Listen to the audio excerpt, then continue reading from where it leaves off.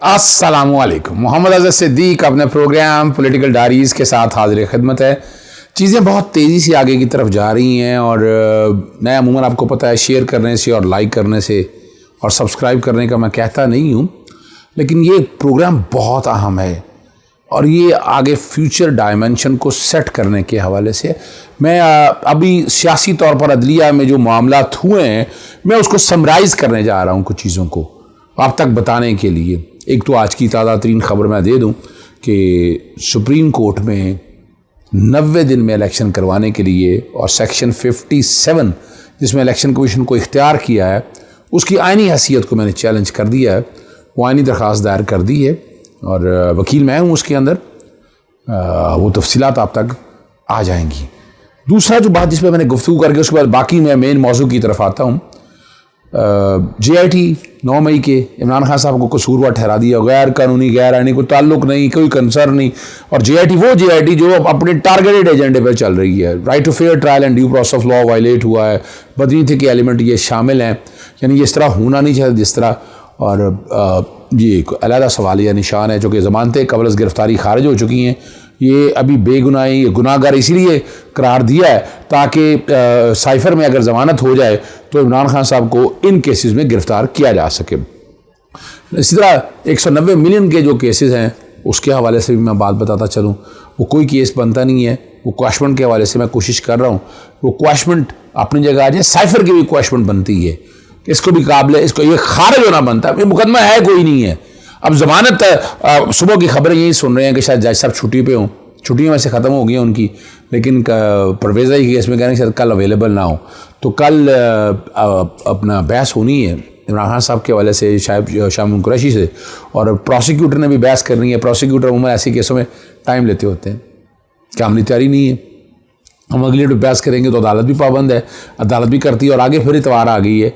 तो कोशिश यही है कि उसको जितना वक्त इस तरह रखा जाए जिस तरह आपने देखा कि तोशाखाना केस में कोई केस बनता ही नहीं था, लेकिन जो कुछ किया गया आप लोगों के सामने है। अब आता हूँ मैं मेन मौजू की तरफ। ये बड़ा अहम मामला है, जो फैसला है सुप्रीम कोर्ट का वो बड़ा अहम फैसला है और उसको समझना ज़रूरी है। और ऑडियो लीक के हवाले से बड़ा सख्त रवैया लोगों का कहना है वो भाई आइन और कानून तोड़ा जा रहा है। यहाँ पर दो रवैये हैं, यानी जो एक तरफ के जजेस कहें तो हम सब ठीक मान लेते हैं, बॉस दो साहब आप, जो दूसरी भी बात करें आइन और कानून के हवाले से क्या होता रहा। यहाँ नवाज शरीफ के दौर में आप सारा कुछ देखते रह दिया कि तज़हीक तौहीन क्या होती रही है। फिर इमरान खान साहब के दौर में अगर ऐसी कोई बात हुई है तो आप लोग सख्त रवैये, और अदालतों ने रिएक्ट भी किया उस, और PDM और बाकी लोगों के हवाले से आप देखते अदालती फैसलों की बेतौकीरी की गई है, लेकिन क्या सख्त एक्शन लिया गया।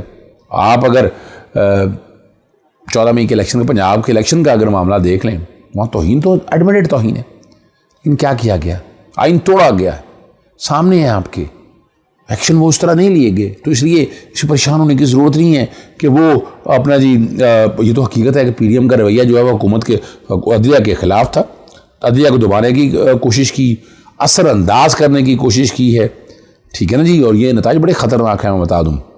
और इंफॉर्मेशन मिनिस्टर और बाकी जो जजेस को डराने धमकाने समेत इश्तिआल अंगेज़ ये सारी बातें अब रिकॉर्ड के ऊपर है, ठीक है ना जी। और इस फैसले के बाद तो एस्टैब्लिशमेंट और अदलिया एक पेज पर नज़र नहीं आते। तो मैं इसलिए कि कल कोई ताले आज़मा कोई मार्शला की तरफ ना ले जाए, मैं बिटवीन दी लाइन बात करके गया हूँ। कल क्या होता है ये पता लग जाएगा आपको, लेकिन हालात अच्छे नहीं हैं। और आपने देखा कि जिस तरह ऑडियो लीक्स करके जजिस को बदनाम करने की कोशिश की, हालांकि ऑडियोज़ में है ही कुछ नहीं। यानी वो एक बंदा देखे ना, या तो बताया ना फैसले पे कहाँ असरअंदाज हुआ है। आपको याद है हुदैबिया का केस अगर उठाकर देख लें, हमारे को नजर आता है कि क्या है, मट्टी पड़ गई। अभी अगर आप एवनफील्ड वाला मामला देखें, अरबों रुपए की जायदादें हैं, मनी ट्रेल है नहीं है, लेकिन उसके बावजूद देखें क्या हुआ है। तो लोग सवाल, इमरान खान के तो केसेस बता देना कौन सा ऐसा केस है, कौन सा करप्शन में लुथड़ा हुआ केस है। कोई केस नहीं है। मुशाबी पे झूठे केसेस बनाने की कोशिश की। इमरान खान जब ना आए तो इस तरह की मामला को लेकर चलेंगे, ठीक है ना। और एक सवाल बड़ा उठता है कि फुल बेंच तश्कील है किस पे, मैं बड़ा हैरान होता हूँ कि फुल कोर्ट या फुल बेंच क्यों तश्कील दिया जाए। ये आज तक मेरी हर कोई आता है उठा के दिल करता है सारे ही फुल कोर्ट बना दे, क्यों फुल कोर्ट बनाए ना। या तो कौन सा ऐसा कॉन्स्टिट्यूशन है, कौन सा ऐसे लॉ की इंटरप्रिटेशन है कि जिस बुनियाद पर आपको फुल कोर्ट तश्कील देने। तो यहाँ 2 सभा हमारे यहाँ साफ़ी कई ऐसी, और कई मैं हैरान होता हूँ, वो नदीम मलिक दोस्त हैं हमारे एंकर हैं, और कई बीच में बैठे होते हैं और वो बैठ के बता रहे होते हैं कि जनाब ये सुप्रीम कोर्ट कौन, क्या सुप्रीम कोर्ट का फैसला है, गलत बता। आप लोग कौन है, आपको आता क्या है, आइन की तशरीह क्या है, आप करें जाके साफत, अच्छा लगता है वो, लेकिन यहाँ बताएं है क्या। और यहाँ मैं एक जवाब देता चलूँ, वो आर्टिकल 63 के आर्टिकल री राइटिंग कॉन्स्टिट्यूशन, पता है क्या होता है आपको, पता है आप लोगों को क्या होता है, क्या होता है, जरा आप समझाएं। आपके 63 के पीछे आपकी विजडम क्या है, चलो यही बता दे। क्या वोट डालने की इजाज़त होनी चाहिए, अमानत में ख़यानत करने की इजाज़त होनी चाहिए। तारीख उठाकर देखें ना, जुल्फ़िकार अली भुट्टो के दौर में 3 वज़ीर आज़म जो है ना, वो उससे पहले घरों में गए। मिसाक़ जमहूरियत में क्यों तय किया गया कि ये रोकना है, हमें छांगा मांगा की सियासत ख़त्म करनी है। तो अब तो साइफर, और अब तो बढ़ते बड़ी क्लैरिटी के साथ आ गई है ना कि इन्वॉल्वमेंट क्या है, किस तरह इमरान खान की गवर्नमेंट को गिराया गया, कौन कौन लोग हैं।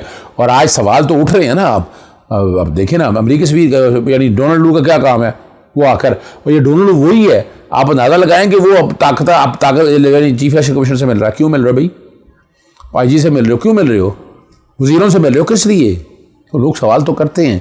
तो अगला जो सवाल है वो 90 दिन के अंदर इलेक्शन वाली बात है, वहाँ क्लैरिटी दे दी है कि वायलेशन हुई है, ठीक है ना।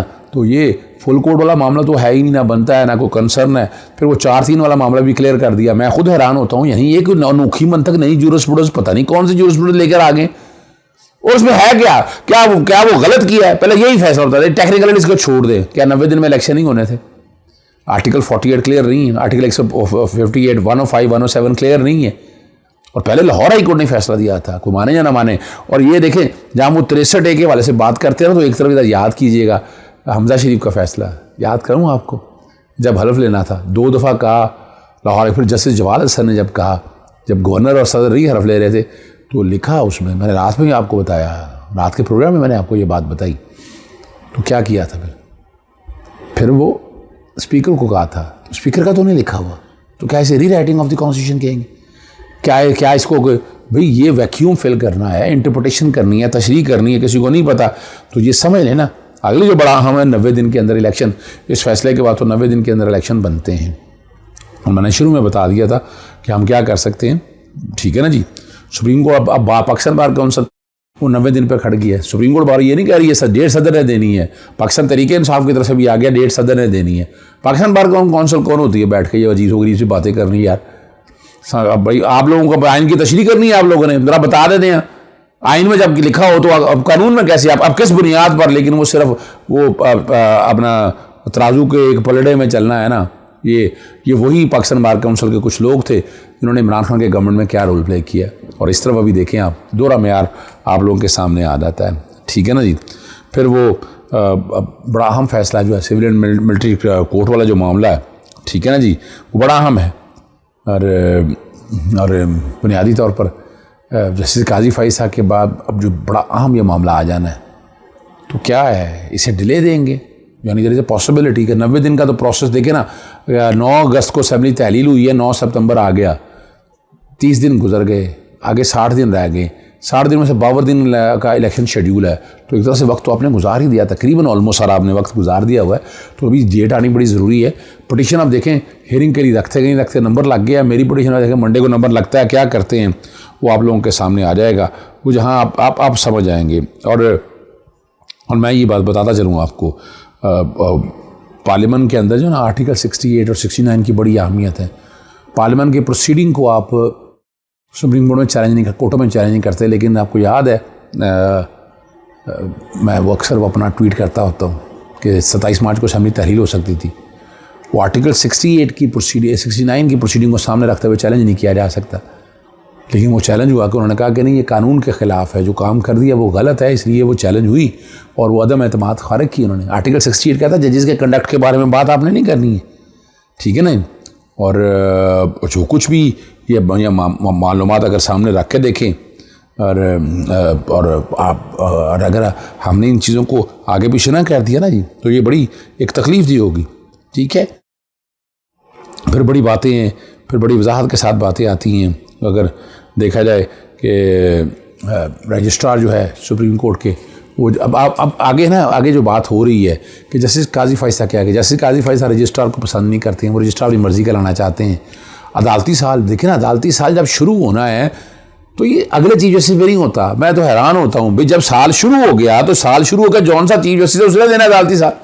ये कहाँ से आ गया कि इंतजार करिए रजिस्ट्रार की पोस्ट पेज तय कहा गया, आप आए अगर तब्दील कर लीजिएगा। यानी इसमें ऐसी क्या बात है? कुछ और अपॉइंटमेंट एडमिनिस्ट्रेटिव हर कोई अपने तरीके से चलाना चाहता है ना, अपनी राय को लेकर चलना चाहता है।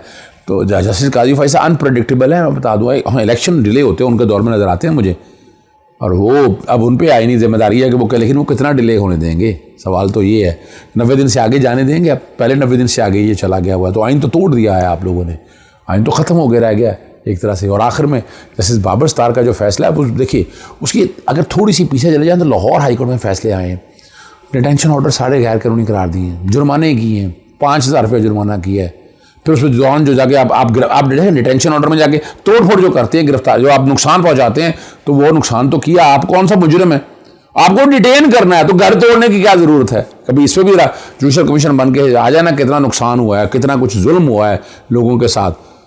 फिर लाहौर हाईकोर्ट काफ़ी फैसले आ चुके, फिर इस्लामाबाद हाईकोर्ट रुक चुकी है। आपने देखा अपना शहरयार अफरीदी के साथ क्या कुछ हुआ है, यहाँ तो बता दें। अभी परवेज़ लाई देख लें आप, किस तरह उठाकर लेके गए इस्लामाबाद में, किस बुनियाद पर ले गए, वो ख़त्म होना चाहिए था सारा। तो उसमें कंटेम्प्ट, अब हमारी ब्यूरोक्रेसी अपने इख्तियार से तजावुज़ कर रही है, इन्हें ज़हन इस्तेमाल करना होगा। ये तो नहीं हो सकता ना, ये मुहाफ़िज़ है उनकी बुनियादी हकूक़ का तहफ़्फ़ुज़ फराहम करना है, इस तरह नहीं लेकर चलना जिस तरह ये लोग लेकर चल रहे हैं। तो ये वो मामला है सारे। और Islamabad high court justice Babar Sattar साहब के हवाले से बड़ी वजाहत बहुत, और वो नाकद रहे हैं तहरीक इंसाफ के। मेरा उनसे कई दफ़ा इख्तलाफ होता रहा है, वो अपना प्रॉपर्टी फंडिंग में भी बैठे हुए थे कि, लेकिन उन्होंने साबित किया कि जहाँ आइन और कानून के, ये जजेस चाहिए हमें इस तरह के जो आइन और कानून की बालादस्ती की बात करें, और इस तरह के जजेस से तवक्को आप अच्छी रख सकते हैं। तो ये वाला जो आने वाला हफ्ता है, आने वाले दिन है, वो बहुत अहम है। पाकिस्तानी पॉलिटिक्स की डायनामिक्स आएगा। लॉयर्स मूवमेंट जो बाहर निकल आई है और आगे जाना चाहती है, 90 दिन पे इलेक्शन पे क्या कहते हैं, तो फिर सड़कों पे अगर लोगों ने आना है तो उसमें क्या सा इस्टेब्लिशमेंट सख्त हाथ रखेगी आने वाले दिनों में। वो तो नहीं खामोश रहेगी सारे मसले में, क्योंकि सारे का आप सारा कुछ देख सकते हैं ना। सियासी जमातों का हाल क्या है, सियासी जमातों को पूछने वाला कोई नहीं है। पोजीशन ये हो चुकी है, यही वो लोग हैं अब आपस में लड़ाई। और मैं यही बात मैं कह चुका था कि मैं आगे पाकिस्तान की ज़रूरत है, पाकिस्तान को मैं बार बार जिक्र करता हूँ। इजाज़त चाहता हूँ। अस्सलाम वालेकुम, अल्लाह हाफ़िज़। पाकिस्तान जिंदाबाद।